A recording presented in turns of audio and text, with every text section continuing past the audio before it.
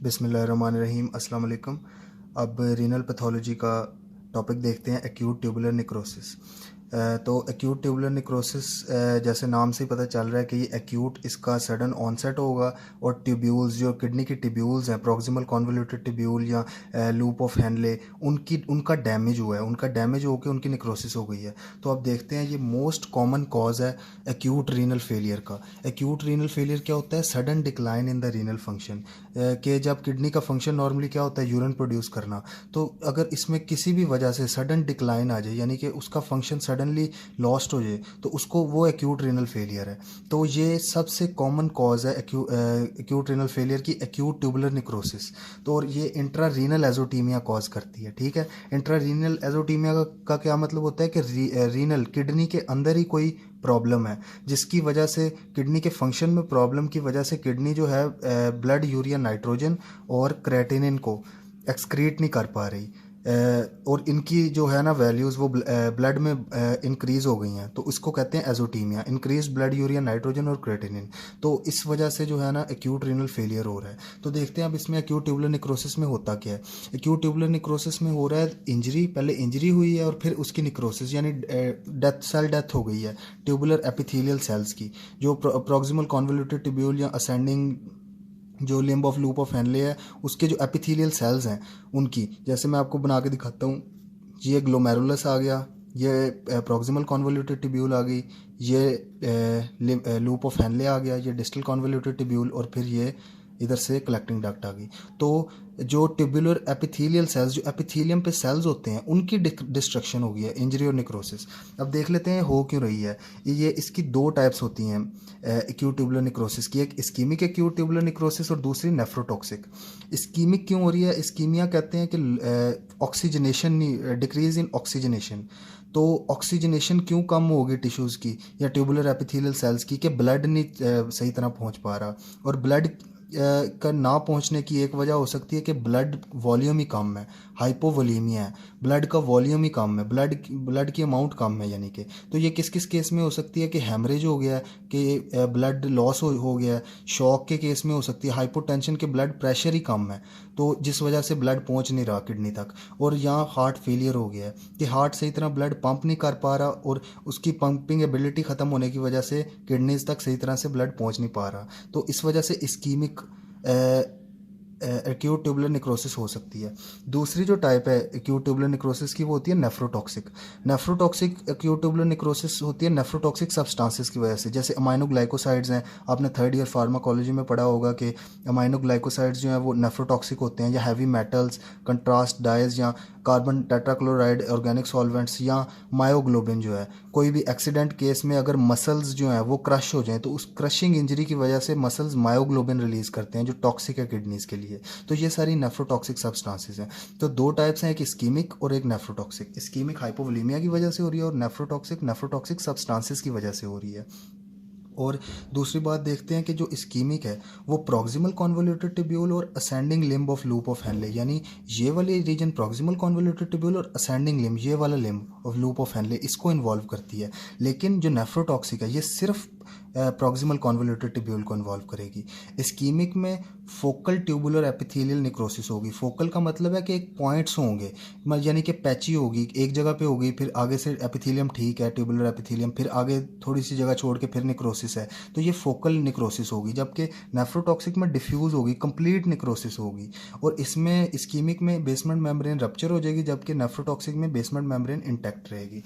तो अब देखते हैं कि पैथोजेनेसिस एक्यूट ट्यूबुलर नेक्रोसिस की, कि एक्यूट ट्यूबुलर नेक्रोसिस कैसे जो है वो अपनी कॉम्प्लिकेशंस जो है वो कॉज कर रही है।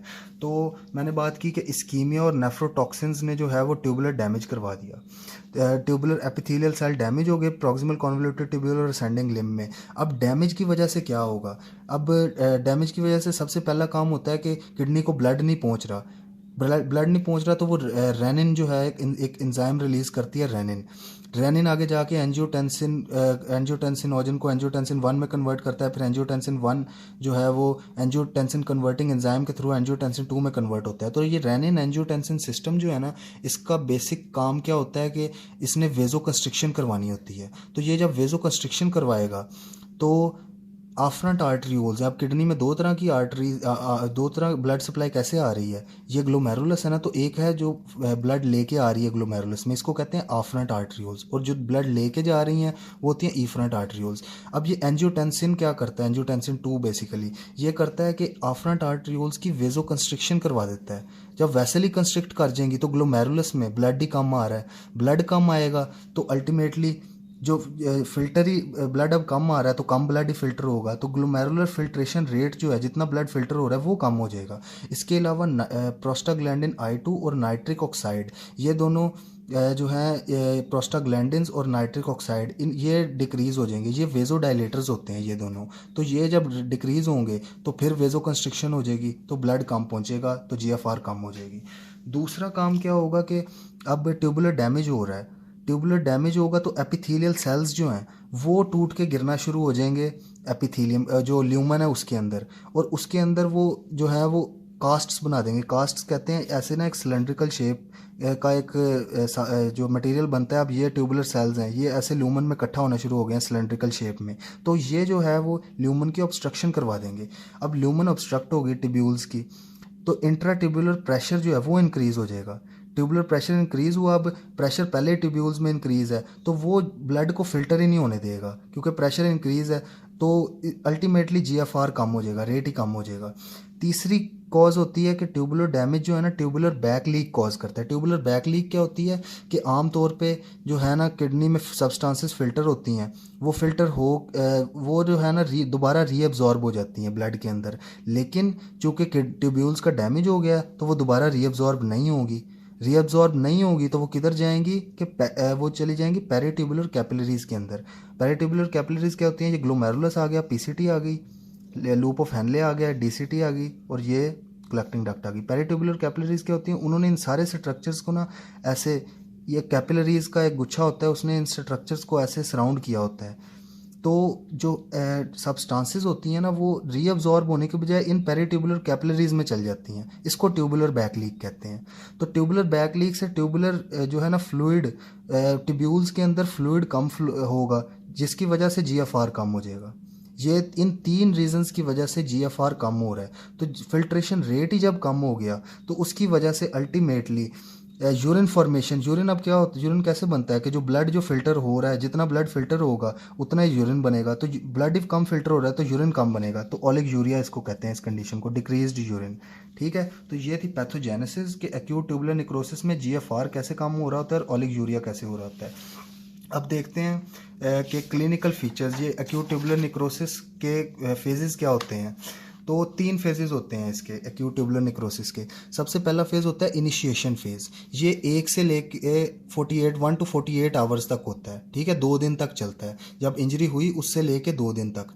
इस केस में होता क्या है कि अब किडनी की ट्यूब्यूल्स डैमेज हो गई हैं, तो वो सही तरह से यूरिन किडनी का फंक्शन डिक्लाइन कर जाएगा, GFR कम हो रहा है, उसकी वजह से जो है ना यूरिन आउटपुट कम हो जाएगी। ठीक है, दूसरे नंबर पे किडनी का मेन फंक्शन होता है कि वो वेस्ट प्रोडक्ट्स जो होती हैं ना ब्लड के अंदर, उनको एलिमिनेट करता है। तो किडनी की ट्यूब्यूल्स ही डैमेज हो गई हैं तो फिर जो वेस्ट प्रोडक्ट्स होंगी जैसे बन है और क्रेटिनिन है, इनका लेवल ब्लड में इंक्रीज़ कर जाएगा, जिसको एजोटीमिया कहते हैं। तो इनिशिएशन फेज़ में ये 2 चीज़ें होंगी, यूरिन आउटपुट कम होगी और बन और क्रेटिनिन का लेवल रेज कर जाएगा ब्लड के अंदर। तो दूसरा नंबर पे फेज़ होता है मेंटेनेंस फेज़। मेंटेनेंस फेज़ 2 दिन से लेके 1 वीक तक होता है। अब इस मेंटेनेंस फेज़ में क्या हो रहा होता है कि अब हमें पता है कि किडनी का फंक्शन डिक्लाइन कर रहा है, तो किडनी का फंक्शन इतना डिक्लाइन कर जाता है कि यूरिन बहुत कम प्रोड्यूस हो रहा है, जिसको ओलिगोयूरिया कहते हैं। और इसमें एक करेक्टरिस्टिक फीचर होता है एक्यूट ट्यूबुलर निक्रोसिस में कि ओलिगोयूरिया होगा विद ब्राउन ग्रैन्युलर कास्ट्स। अब ये ब्राउन ग्रैन्युलर कास्ट्स क्या होती हैं कि जो डैमेज्ड एपिथेलियल सेल्स हैं, डैमेज्ड एपिथेलियल सेल्स की जब चूँकि हमें पता है वो डैमेज हो रहे हैं, उनकी इंजरी हो रही है, उनकी निक्रोसिस डेथ हो गई है, तो वो डैमेज्ड सेल्स जो है ना वो शेड हो जाएंगे और वो शेड होकर ट्यूब्यूल्स में ना ऐसे सिलेंडर्स बना लेंगे। मैंने आपको पहले भी बताया कि ऐसे कॉम्पैक्ट सा स्ट्रक्चर, सिलेंड्रिकल स्ट्रक्चर बना लेंगे। तो इस स्ट्रक्चर को कास्ट कहते हैं। तो ये जो डैमेज्ड एपिथेलियल सेल्स है ना, ये ग्रैन्युलर कास्ट्स हैं, और इनमें आरबीसी डैमेज की वजह से जो है ना हीमोसिडरिन रिलीज हो रही है, जिसकी वजह से ये ब्राउन कलर के होते हैं। ठीक है, तो ये आपने फीचर याद रखना है एक्यूट ट्यूबुलर निक्रोसिस का कि ओलिगोयूरिया होगा और साथ ब्राउन ग्रैन्युलर कास्ट्स होंगे। दूसरे नंबर पे मेंटेनेंस फेज में हो रहा है हाइपरकलीमिया। अब किडनी का नॉर्मल फंक्शन क्या होता है कि किडनी के जो सेल्स होते हैं ट्यूबुलर सेल्स, वो पोटाशियम को एक्सक्रीट कर रहे होते हैं। ठीक है, बॉडी ब्लड से पोटाशियम एक्सक्रीट होकर यूरिन में जा रहा है। अब किडनी का फंक्शन, ट्यूबुलर सेल्स डैमेज हो गए हैं, तो पोटाशियम जो है वो यूरिन में नहीं जा सकेगा, तो पोटाशियम अल्टीमेटली ब्लड में इंक्रीज हो जाएगा, जिसको हाइपरकलीमिया कहते हैं। ठीक है, और तीसरे नंबर पे मेंटेनेंस फेज में क्या हो रहा होगा, ये बहुत इंपॉर्टेंट है कि मेटाबॉलिक एसिडोसिस डेवलप कर जाती है। अब किडनी का नॉर्मल फंक्शन होता है कि वो यूरिक एसिड्स या कीटो एसिड्स या यूरिया हो गया, क्रेटिनिन हो गया, इन सब प्रोडक्ट्स को जो है ना वो यूरिन में जो है ना यूरिन में फ़िल्टर कर रहा होता है, यानी कि ब्लड से निकाल रहा होता है। तो किडनी का फंक्शन जो है वो अब नॉर्मल नहीं है, किडनी का फंक्शन डिक्लाइन कर गया। तो ये जो सारी सब्सटेंसेस हैं, यूरिक एसिड हो गया, कीटो एसिड्स हो गया, यूरिया हो गया, क्रेटिनिन हो गया, ये सारी एक्यूमुलेट कर जाती हैं ब्लड के अंदर, जिसकी वजह से मेटाबॉलिक एसिडोसिस हो रहा है। और ट्यूबुलर सेल्स का एक और फंक्शन होता है कि वो बाइकार्बोनेट आयंस को रीअब्जॉर्ब करते हैं। ठीक है, बाइकार्बोनेट आयंस अब रीअब्जॉर्ब भी नहीं हो रहे, तो इन सब फैक्टर्स की वजह से जो है ना अल्टीमेटली मेटाबॉलिक एसिडोसिस डेवलप होता है और एनायन गैप बढ़ जाता है। ठीक है, ये आपने याद रखना है। तो मेंटेनेंस फेज में क्या हो रहा है, oliguria with brown granular casts, hyperkalaemia हो रहा है और मेटाबॉलिक एसिडोसिस डेवलप हो रहा है। आखिरी फेज होता है इसका रिकवरी फेज। रिकवरी फेज़ होता है 1 से 3 वीक्स तक। रिकवरी फेज़ के दौरान क्या होता है कि अब जो डिस्ट्रॉय हो चुकी थी, डैमेज हो चुकी थी एपिथेलियल सेल्स, उनका रिपेयर और रीजनरेशन शुरू हो जाती है। ठीक है, उनका रिपेयर शुरू हो जाता है। तो उनके रिपेयर की वजह से जो है ना यूरिन, वो अब किडनी अपने फंक्शन पे, नॉर्मल फंक्शन पे दोबारा वापस आ रही है। तो रिपेयर और regeneration of tubular epithelial cells की वजह से यूरिन वॉल्यूम इंक्रीज हो जाएगा। ठीक है, अब यूरिन बनना शुरू हो गया कुछ ना कुछ, तो यूरिन वॉल्यूम इंक्रीज कर जाएगा। दूसरे नंबर पे क्या है कि चूंकि किडनी का फंक्शन नॉर्मल की तरफ आ रहा है, तो वो पोटाशियम को भी एक्सक्रीट करना शुरू करेगी, और पोटाशियम को एक्सक्रीट करना शुरू करेगी और उसके ब्लड में लेवल कम होगा। जबकि हमने भी हाइपरकलीमिया की कोई एक्सेसिव ट्रीटमेंट कर दी है। ठीक है, एक्सेस ट्रीटमेंट हो गई है हाइपरकलीमिया की, तो उस वजह से भी जो है ना हाइपोकलीमिया डेवलप हो सकता है कि या तो हमने एक्सेसिव ट्रीटमेंट कर दी और साथ ही किडनी का फंक्शन भी वापस आ रहा था, तो उस वजह से हाइपोकलीमिया डेवलप हो गया। और तीसरे नंबर पे क्या होता है कि वेस्ट प्रोडक्ट्स जो होते हैं वो एक्यूमुलेट कर जाते हैं किडनी के अंदर, इस सारे एक्यूट ट्यूबुलर निक्रोसिस के सारे प्रोसीजर में। तो वेस्ट प्रोडक्ट जब किडनी में एक्यूमुलेट कर जाते हैं, तो एक हार्मोन होता है एरिथ्रोपोइटिन, ये नॉर्मली रिलीज होता है और ये ब्लड सेल्स, जो रेड ब्लड सेल्स हैं, उनकी प्रोडक्शन को इंक्रीज करता है। अब एरिथ्रोपोइटिन किडनी में वेस्ट प्रोडक्ट्स एक्यूमुलेट हो चुके हैं, तो किडनी नॉर्मल फंक्शन नहीं कर रही, तो एरिथ्रोपोइटिन की जो है ना वो सिक्रेशन कम हो जाएगी। एरिथ्रोपोइटिन कम बनेगा, आरबीसी कम बनेंगे, आरबीसी कम बनेंगे तो अनीमिया हो जाएगा। ठीक है, अनीमिया जब डेवलप होगा, तो अनीमिया का मतलब है कि बॉडी के टिश्यूज़ की ऑक्सीजनेशन नहीं हो पा रही। तो ऑक्सीजनेशन जब नहीं होगी तो इम्यून सिस्टम जो है बॉडी का वो कमज़ोर हो जाएगा। इम्यून सिस्टम कमज़ोर होने की वजह से इंक्रीज्ड वल्नरेबिलिटी हो जाएगी इन्फेक्शन की, यानी कि ज़्यादा इन्फेक्शन के चांसेस होंगे। तो ये 3 फेजेस याद रखें, ये एग्ज़ाम्स में भी पूछे जाते हैं, ये बहुत इंपॉर्टेंट है, जो कि क्लिनिकल कोर्स है इसका एक्यूट ट्यूबुलर निक्रोसिस का, कि इनिशिएशन फेज़ में यूरिन आउटपुट कम होगी और बर्न क्रेटिनिन लेवल बढ़ जाएगा ब्लड में। मेंटेनेंस फेज़ में oliguria with brown granular castes होंगे और हाइपरकलीमिया और मेटाबॉलिक एसिडोसिस होगा। जबकि रिकवरी फेज़ में यूरिन वॉल्यूम इंक्रीज करेगा, हाइपोकलीमिया होगा और इंक्रीज वल्नरेबिलिटी होगी टू इन्फेक्शन। अब देख लेते हैं कि पेपर में सवाल कैसे आ सकता है एक्यूट ट्यूबुलर निक्रोसिस का। तो इसका सवाल बन सकता है ऐसे कि आपको कह देंगे कि 22 ईयर ओल्ड मेल है, वो एमरजेंसी डिपार्टमेंट में आया है एक एक्सीडेंट के बाद, और पता चलता है कि वो हाइपोटेंसिव है। ठीक है, उसका ब्लड प्रेशर बहुत कम है, विद सीवियर इंटरनल ब्लीडिंग हो गई है, इसी वजह से हाइपोटेंशन हो गई है, उसको शॉक में गया हुआ है वो, उसको ब्लड ट्रांसफ्यूजन किया, आईसीयू में शिफ्ट किया, 36 घंटे के अंदर अंदर एक स्लाइड डिक्रीज आया यूरिन आउटपुट में। ठीक है, यूरिन आउटपुट कम है और बर्न इंक्रीज है। तो 36 घंटे, अब मैंने आपको बताया था कि इनिशिएशन फेज़ जो होता है, इनिशिएशन फेज़ होता है 1 से लेकर 48 घंटे तक। तो ये बंदा इस वक्त इनिशिएशन फेज़ में है कि स्लाइड डिक्रीज़ है यूरिन आउटपुट में और 1 इंक्रीज़ है, ठीक है। और 72 आवर्स के बाद नोटिस किया कि मार्क्ड डिक्रीज़ होगी यूरिन आउटपुट, यानी ऑलिग यूरिया हो गया। अब ये मेंटेनेंस फेज़ है। 72 मेंटेनेंस फेज़ होता है 48 आवर्स से लेके 1 वीक तक, ठीक है। तो यूरिन आउटपुट अब डिक्रीज़ है। लैब स्टडीज़ क्या बता रही हैं कि सीरम पोटाशियम इंक्रीज़ है, हाइपरकलीमिया है, 1 इंक्रीज़ है, क्रेटिनिन इंक्रीज़ है। यूरिन एनालिसिस किया तो प्रोटीन यूरिया ग्रैन्युलर कास्ट्स नज़र आई हैं और रीनल ट्यूबुलर एपिथेलियल सेल। मैंने आपको बताया था ऑलिग यूरिया है, इसमें हाइपरकलीमिया नज़र आ रहा है, 1 इंक्रीज़ है, ग्रैन्युलर कास्ट्स नज़र आ रही हैं। तो ये आपने डायग्नोसिस पे पहुंच जाना है कि ये एक्यूट ट्यूबुलर निक्रोसिस है। तो ये था एक्यूट ट्यूबुलर निक्रोसिस का टॉपिक। अब अगले वीडियो से हम शुरू करते हैं पाइलोनेफ्राइटिस।